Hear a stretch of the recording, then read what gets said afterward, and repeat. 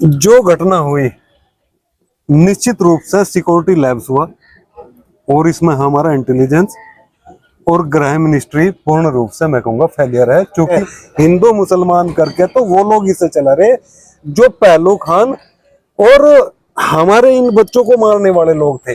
नाम देख करके गोली मारी गई। नासिर राव चाहे वो पहलू खान राव, जैसा नाम देख करके लिंचिंग करी गई, गोली चला दी। मैं कह रहा हूँ कि जिन लोगों ने पुलवामा किया उन लोगों ने पहलगांव किया। यानी जय हिंद दर्शकों, बहुत बहुत स्वागत है आप सभी का। आप देख रहे हैं लोकनायक समाचार। मैं हूं आपका होस्ट वासिल खान। पूरे देश में इस वक्त गम का माहौल है। पहलगाम में हिंसा होती है। 28 आदमियों को वहां उनकी धर्म और उनका नाम पूछ करके उनको मार दिया जाता है। इस दर्दनाक घटना को जिसने भी सुना, जिसने भी देखा, उसकी रूह तक कांप गई। इसी बारे में बात करने के लिए आज हमारे साथ किसान नेता मांगेराम जी मौजूद हैं। बहुत बहुत स्वागत है मांगेराम जी। धन्यवाद वासिल भाई, और धन्यवाद लोकनायक समाचार के सभी दर्शकों का जी। जब आपको पता चला इस घटना के बारे में, आपने वीडियो के या फिर यूट्यूब चैनल के माध्यम से जैसे भी आपने देखा, तो पहला किस सवाल आपके मन में, पहली बात आपके मन में क्या आई? देखो, बड़ी हृदय विदारक घटना मैं कहूँगा हुई, और अगर एक लाइन में कहें कि न काबिले बर्दाश्त ये घटना थी। जब ये शोक समाचार सुना तो सबसे पहले तो यही अंदर से आवाज आई कि ईश्वर अल्लाह गॉड वाहिगुरु, जो प्रकृति जो इस चीज ने दुनिया ने मेंटेन कर रही, उनसे पहले तो यही अपील है, अरदास है कि वो इन आत्माओं को अपने चरणों में वास दे। और जो घटना हुई निश्चित रूप से सिक्योरिटी लैब्स हुआ और इसमें हमारा इंटेलिजेंस और गृह मिनिस्ट्री पूर्ण रूप से मैं कहूँगा फेलियर है, क्योंकि वहाँ एरिया पूर्ण रूप से होम मिनिस्ट्री के अंडर जो हमारी फोर्सेस आती है उनके पास में था। ये हमारे इंटेलिजेंस का और हमारी होम मिनिस्ट्री का पूर्ण रूप से फेलियर मैं कहूँगा है। लेकिन उनका नाम पूछकर, उनसे कलमा पढ़वा करके, उनका धर्म जान करके जिस तरह से ये घटना हुई है, ये सुन करके आपको कैसा महसूस हुआ? ये निश्चित रूप से घटना दर्दनाक है, और ये जो इस मुल्क में आजाद हुए 75 साल हो गए, आज तक ऐसी घटना नहीं हुई कि नाम पूछ करके किसी की हत्या की जाए, किसी का नाम पूछ करके गोली मारी जाए। ये तो एक चलाया गया, हमारे लोगों से बताएगा कि वहां पे हिंदू मारे गए, वहां पे फला मारा गया, लेकिन ये असलियत नहीं है। मैं आज भी उसी चीज को कह रहा हूँ कि सीना जो चलनी हुआ है वो भारत का सीना चलनी हुआ है, और जो वो लोग मरे वो भारतीय हैं। हिंदू मुसलमान तो कुछ निकम्मे नेताओं ने जोड़ा है। मैं तो अब भी यही कह रहा हूँ कि ये अटैक भारत के सीने के ऊपर अटैक है और भारतीयों के ऊपर अटैक है। हिंदू मुसलमान करके तो वो लोग इसे चला रहे जो पहलू खान और हमारे इन बच्चों को मारने वाले लोग थे। नाम देख करके गोली मारी गई, आपने देखा होगा, नाम देख कर लिंचिंग करी गई। अच्छा, जो मॉब लिंचिंग की घटना है पूरे देश में हुई थी, आप उस चीज चाहे वो नासिर राव चाहे वो पहलू खान राव, जैसा नाम देख करके लिंचिंग करी गई। ये लोग जबरदस्ती उन लोग में, देखो मैं एक बात कह रहा हूँ कि अपने इस मुल्क के विषय में ना तेरा है ना मेरा है, ये हिंदुस्तान सबका है। न समझी गई ये बात तो नुकसान सबका है। तो ये हमारे मुल्क के जो हमारे लोग हैं, SC ST OBC के लोग हैं, माइनॉरिटी के लोग हैं, इन लोगों ने ये समझना चाहिए कि इस मुल्क में राजनीति करने वाले लोग कुछ भी करा सकते हैं। अब मैं कह रहा हूं कि ये जो घटना है पहलगांव की घटना है, या उन्हीं लोगों की करी हुई घटना है जिन लोगों ने पुलवामा किया। अच्छा, ये घटना जिन लोगों ने पुलवामा किया, ये उन लोगों की करी हुई कृत्य है। क्योंकि आप देखो, उस टाइम भी मुल्क में चुनाव था और आज भी मुल्क में चुनाव है, तो चुनाव के समय पे क्यों हो रहा है? बहुत गंभीर आरोप लगा रहे हैं आप। मैं चुनाव के लिए इस तरह की घटना हो रही है। मैं आरोप नहीं लगा रहा हूँ, आरोप तो निश्चित रूप से उन जिम्मेदार लोगों के ऊपर लगेंगे। अगर आप यहाँ पेट्रोल पंप पे जिम्मेदार हैं और पेट्रोल पंप पे चोरी होती है, तो आरोप किस पे लगेगा? आप पे लगेगा या मेरे ऊपर लगेगा? मैं तो आया निकल गया, मेरे ऊपर क्या आरोप है? आरोप जिम्मेदार आदमियों के ऊपर लगेगा। जो लोग जिम्मेदार हैं निश्चित रूप से उनके ऊपर उंगली उठेगी। मैं तो कह रहा हूं, मैं किसी नेता का नाम नहीं ले रहा कि नेता ने जाकर गोली चला दी। मैं कह रहा हूं कि जिन लोगों ने पुलवामा किया उन लोगों ने पहलगांव किया, यानी आतंकवादियों ने वहां गोली चलाई, आतंकवादियों ने वहां गोली चलाई। मेरा कहने का मतलब वो इस बात को तो पूरा देश कह रहा है, आतंकी है और है भी। जी, बिल्कुल और बिल्कुल। उनको सख्त से सख्त सजा भी मिलनी चाहिए। देखो, एक फिर वही सवाल होगा वसील भाई, फिर वही सवाल होगा कि बर्मा पर अटैक नहीं होता, तिब्बत पर अटैक नहीं होता, नेपाल पर अटैक नहीं होता, नेपाल के हिंदू राष्ट्र नहीं है, तो भारत पे क्यों अटैक हो रहा? सोचने लायक बात है।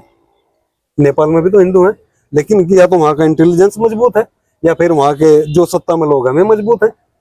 हमारे सत्ता में कमजोर लोग हैं, जो कोई भी आया घुस गया चला गया। अब इस तरीके से तो फिर 8 दिन बाद फिर कोई आ जाएगा, फिर घटना करके चला जाएगा। तो फिर ये लोग दिल्ली में घास छील रहे। हम खरबों रुपए अपने इंटेलिजेंस पे खर्च कर रहे। 140 करोड़ लोग इंटेलिजेंस के ऊपर खरबों रुपए खर्च कर रहा है एक साल में। तो किस लिए खर्च कर रहा? उन्हें पता ही नहीं कुछ भी। कौन आया? आतंकवादी घुसे, 300 किलोमीटर अंदर आए, 28 लोगों ने 40 लोगों ने मार कर फिर 300 किलोमीटर वापस चले गए। तो ये क्या कर रहे हैं? होम मिनिस्ट्री क्या कर रही है? एक बात बताएं आप, 16 तारीख को पीएम नरेंद्र मोदी जी का वहां पर दौरा होना था, अचानक से उनका दौरा स्थगित होता है, उसके बाद वो सऊदी चले जाते हैं।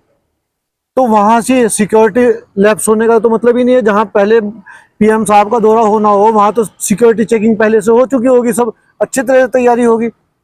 फिर इतनी बड़ी घटना का हो जाना। वासिल भाई, संवेदनाएं मर चुकी हैं इन लोगों के अंदर, संवेदनाएं मर चुकी हैं। इनके ऊपर से मेरा तो विश्वास उठ गया। जिस घर में 28-30 लाशें पड़ी हो और उनके चिता की आग तक भी नहीं बुझी हो, और वो आदमी एक चुनाव में जाकर के ऐसे दांत फाड़ रहा है जैसे वो कहीं बारात में रहा हो, तो क्या कहें? एक जिम्मेदार आदमी, एक परिवार का मुखिया आदमी जिसे कहेंगे, और वो मंच पर बैठा है ऐसे दांत फाड़ रहा है जैसे, मतलब संवेदनाएं मर चुकी है। इंसानियत नाम की कोई चीज इन लोगों के अंदर। अच्छा, अगर यही घटना कांग्रेस सरकार में होती, अगर आज कांग्रेस की सरकार होती, राहुल गांधी या फिर कोई कांग्रेस का आदमी प्रधानमंत्री होता और तब इस तरह की घटना हो जाती, तब इसे किस तरह से देखा जाता? मेरे लिए कांग्रेस बीजेपी डिफरेंट नहीं है। मेरे लिए तो कांग्रेस और बीजेपी दोनों एक ही। नहीं, फिर आरएसएस का क्या नजरिया होता? फिर पूरे देश के अंदर किस तरह से विचार चलाए जाते, विचारधारा प्रसारित की जाती पूरे देश के अंदर? देखो, ये उद्योगपतियों ने मीडिया पे कब्जा कर लिया। जिन आप चैनल समझ रहे, मैं तो अंबानी अडानी की दुकान है। अब वे निष्पक्ष खबरें चलाएं। क्या अंबानी का चैनल अंबानी के खिलाफ कोई न्यूज चला देगा, या अडानी का चैनल अडानी के खिलाफ कोई न्यूज चला देगा?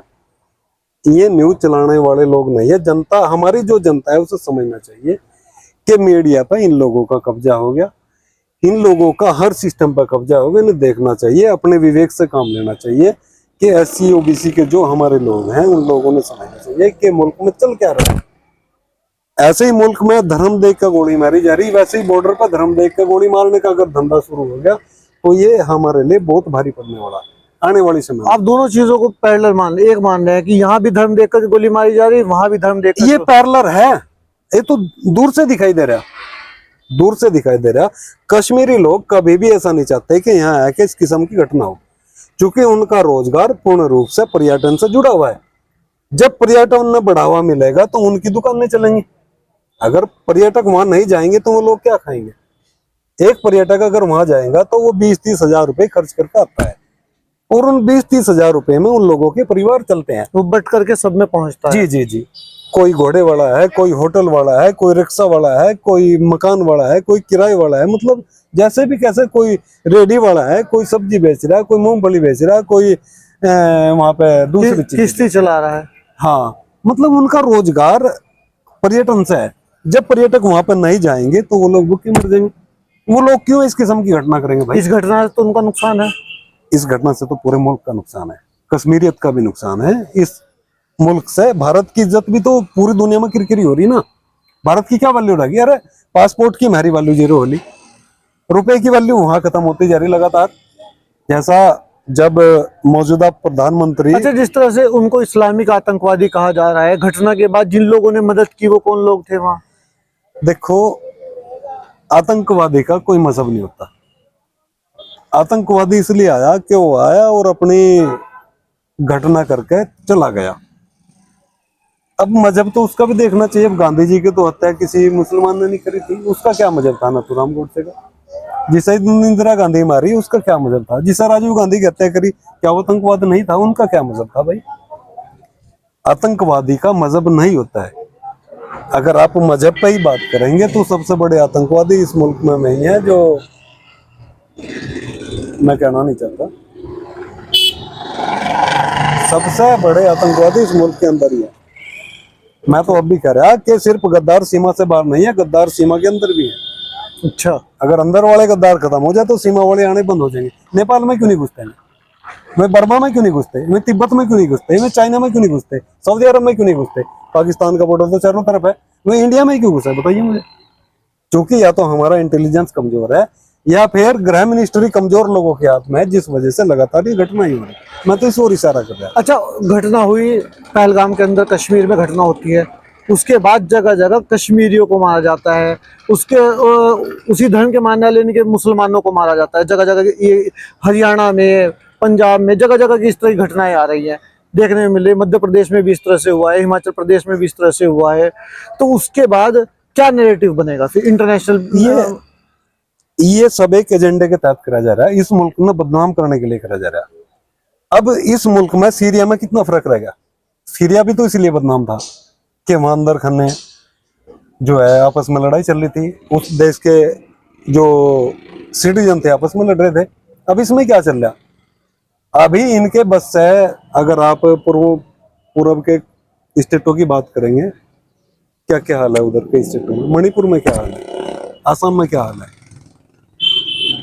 इनसे संभल तो रहा नहीं मुल्क की, लेकिन ये मीडिया बस में करके वहां दिखाना बंद कर रहा है। तो हम तो ये कह रहे हैं, अगर इस किस्म की घटना होंगी तो जैसा हमारा पासपोर्ट दुनिया में लगातार रैंकिंग में 0 होता जा रहा है, रुपए की वैल्यू लगातार गिरती जा रही, हर किस्म में जो इंसिडेंट्स मुल्क में हो रही है मुल्क के लिए अच्छे नहीं है। हम तो अब ये कह रहे हैं कि इन चीजों ने बंद करके हमें अपने मुल्क की विकास पे ध्यान देना चाहिए, डेवलपमेंट पे ध्यान देना चाहिए। इस विषय में अगर हम आपस में अपने मुल्क के मूल निवासियों को लड़ाते रहेंगे तो ये मुल्क बर्बाद हो जाएगा। मोदी जी अचानक से दौरा छोड़ के हिंदुस्तान आए हैं, तो उनका सऊदी का जो दौरा था वो पोस्टपोन किया उन्होंने, और घटना के सूचना मिलते ही सीधे एकदम हिंदुस्तान आए। तो उन्होंने पूरी तत्परता दिखाई। अमित शाह जी एकदम कश्मीर जाते हैं, वहां उस जगह का दौरा भी करते हैं। वो घटना के तत्परता अगर एक दिन पहले दिखाई जाती, आपने पता, हम जैसे ही जम्मू कश्मीर जाएंगे, हम लखनपुर बॉर्डर से J&K के अंदर एंट्री करते हैं, वहीं से आपने हर 50 मीटर पर 2-2 जवान खड़े मिलेंगे सड़क पर। और चूंकि पहलगांव एक टूरिस्ट प्लेस था, वहां हजार 500 लोग एक जगह रुकते थे, जहां पे भी पार्किंग सिस्टम था। क्या वहां सिक्योरिटी नहीं होनी चाहिए थी? जो हमारे जनरल थे JD बख्शी जी, उन्होंने कहा कि 1,80,000 जवान सिक्योरिटी में कम कर दिए, सेना में 1,80,000 जवान कम कर दिए। इन्हें रीजन बता कि हमारे पास देने के लिए पैसा नहीं। तो क्या उनका प्रभाव नहीं आएगा? जवान तो वहीं से कम हुए। अगर 1,80,000 जवान हमारे पास में होते तो क्या वहां जवान ना होते? अगर वहां जवान होते तो मेरा अपना ऐसा मानना है कि वहां ये घटना ना ही होती। अगर होते भी तो वहां पर आतंकवादी भी मारे जाते। मैं तो हिम्मत की दाद दूंगा उन कश्मीरियों की कि एक बच्चे ने जाकर वहां आतंकवादी की गन पकड़ ली। मुस्लिम बच्चा था, कश्मीरी था, उसने आतंकवादी की राइफल छीनने की कोशिश करी, और जैसे ही उसे जाकर उसकी राइफल पकड़ी तो उसका सीना छलनी कर दिया गोलियों से। एक कर्नाटक का मुस्लिम फैमिली था, एक ईसाई फैमिली था, मैं सबके सब मरे। ऐसा नहीं है कि वहां पे गैर मुस्लिम लोग मरे, वहां वैसे भी लोग हत्या हुई, लेकिन हत्या किसी की देश तरक्की कैसे करेगा? ये तो आवाम को सोचना चाहिए। हमारे मुल्क के 140 करोड़ लोगों को ऐसा सोचना चाहिए कि किस तरीके से मुल्क डेवलप करेगा। हिंदू मुसलमान में आपस में लड़कर इस देश का सीरिया जैसा हाल होगा। अगर हमें डेवलप करना चाहिए तो सरकार की ना सुन के हमने ऐसे स्कूल अपने आप डेवलप करने पड़ेंगे, ऐसी व्यवस्था अपने आप बनानी पड़ेगी जिससे अपने बच्चों ने पढ़ाएगा हम इंजीनियर डॉक्टर बनावे। तरीका कुछ भी हो, अपने मेहनत से कमावे, अपने बच्चों ने डॉक्टर इंजीनियर बनावे। और इन लोगों का ध्यान भटका के जो नेता लोग हैं जो हमेशा हिंदू मुस्लिम में लड़ाते रहेंगे, किसानों की तरफ ध्यान देना चाहिए, किसानों ने अपने विकास की तरफ ध्यान देना चाहिए, मजदूरों ने किसानों की तरफ ध्यान देना चाहिए। इस तरीके से मुल्क आगे बढ़ेगा। किसान के बगैर, मजदूर के बगैर इस मुल्क को आगे नहीं बढ़ा सकते। आपस में एक चैन बना करके, चैन बना, हेल्दी चैन बिल्कुल। सरकार से अब कोई अपेक्षा हमें तो नहीं रही, कम से कम किसानों को तो रही, ना ही मजदूर को रही, ना ही ओबीसी को रही, ना ही दलितों को रही। अब किसी और को हो तो भाई रहो, जो हमें तो देखो है नहीं। अच्छा। हम तो सरकार से भी निवेदन कर रहे कि आप ये सारे हिंदू मुस्लिम के मुद्दे छोड़ कर दें, आप डेवलपमेंट पर ध्यान दें, ताकि ये मुल्क विकास करे। और विकास में ये सब मुद्दे दब कर रह जाए, अपने आप कौन हो जाए। क्या चाइना अपने नागरिकों ने लड़ा रहा, क्या अमेरिका अपने नागरिकों ने लड़ा रहा? कोई भी मुल्क जो संपन्न देश है वो अपने नागरिकों ने लड़ा के संपन्न नहीं बने, वो डेवलपमेंट करके संपन्न बने। हम तो इनका ध्यान इधर आकर्षित करना चाह रहे हैं कि हमारे मुल्क में ज्यादा से ज्यादा इंडस्ट्रियां में, ज्यादा से ज्यादा रोजगार बने, ज्यादा से ज्यादा किसान मजबूत हो, फसलों के रेट बढ़ाए जाए, एमएसपी गारंटी कानून लागू कराया जाए और ये देश अपने आप डेवलप हो जाएगा। सिर्फ इन चीजों पर ध्यान देने की जरूरत है। बहुत बहुत धन्यवाद। तो मांगेराम भाई साहब ने भी बताया कि देश तरक्की कैसे कर सकता है, किन चीज़ों से उसको बचने की ज़रूरत है और किन चीज़ों से उसे निपटने की ज़रूरत है। बहुत अच्छे विचार इन्होंने रखे। देश को जोड़ने की बात करते हैं, देश की एकता और अखंडता को सर्वोपरि रखने की बात करते हैं। इसी सोच की ज़रूरत आप सबसे भी है। आपका इस वीडियो के और मांगेराम जी के बारे में क्या सोचना है तो कमेंट बॉक्स में हमें ज़रूर लिखें। और इस घटना के बाद आपने कैसा महसूस किया वो भी हमें कमेंट बॉक्स में लिखें। हमारे इस वीडियो को लाइक करें, चैनल को सब्सक्राइब करें, इस वीडियो को ज़्यादा से ज़्यादा शेयर करें। बने हमारे साथ, देखते ही लोकनायक समाचार। जय हिंद।